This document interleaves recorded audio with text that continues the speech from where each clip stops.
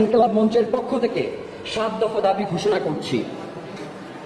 ভারতীয় হাইকমিশনারকে তলব ও কঠোর কৈফিয়ত। অবিলম্বে ঢাকায় নিযুক্ত ভারতীয় হাইকমিশনারকে পররাষ্ট্র মন্ত্রণালয়ে তলব করতে হবে।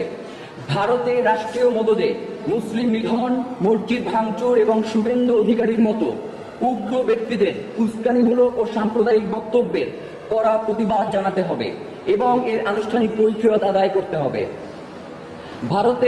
ভারতকে দক্ষিণ এশিয়ার স্থিতিশীলতার জন্য হুমকি হিসেবে চিহ্নিত করে জাতিসংঘ এবং ওআইসিতে জরুরি আলোচনার প্রস্তাব পাঠাতে হবে।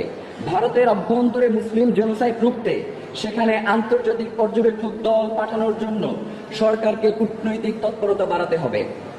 দফা 3, সীমান্তে প্রতিটি হত্যাকাণ্ডের বিপরীতে আন্তর্জাতিক মানবাধিকার আদালত এবং জাতিসংঘে ভারতের বিরুদ্ধে মামলা করতে হবে।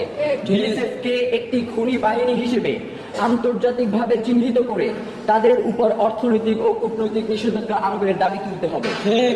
আগামী 7 জুন শুরু হতে যাওয়া জাতীয় সংসদের বাজেট অধিবেশনে ভারতের উগ্র হিন্দুত্ববাদী সহিংসতা ও সীমান্ত হত্যার প্রতিবাদে সর্বসম্মত নিন্দা প্রস্তাব গ্রহণ করতে হবে। এছাড়া গত 1 দশকে সীমান্তে নিহতদের তালিকা ও ভারতের ক্ষতিগ্রস্ত ধর্মীয় স্থাপনার পরিসংখ্যান নিয়ে একটি রাষ্ট্রীয় শ্বেতপত্র প্রকাশ করতে হবে।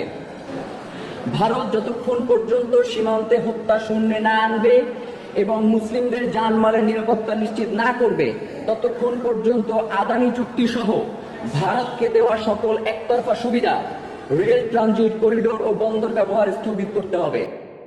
আমরা বাংলাদেশের অন্তর্বর্তীকালীন সরকারের একজন উপদেষ্টার বরাতে আমরা জানতে পেরেছি, আসিফ নজরুল, তার মাধ্যমে যে বাংলাদেশের অবৈধভাবে 26 লাখ ভারতীয় কর্মরত রয়েছেন।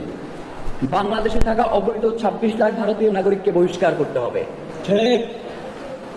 এবং সর্বশেষ বাংলাদেশ থেকে উগ্র হিন্দুত্ববাদী সংগঠন সমূহের কর্মকাণ্ড নিষিদ্ধ করতে হবে।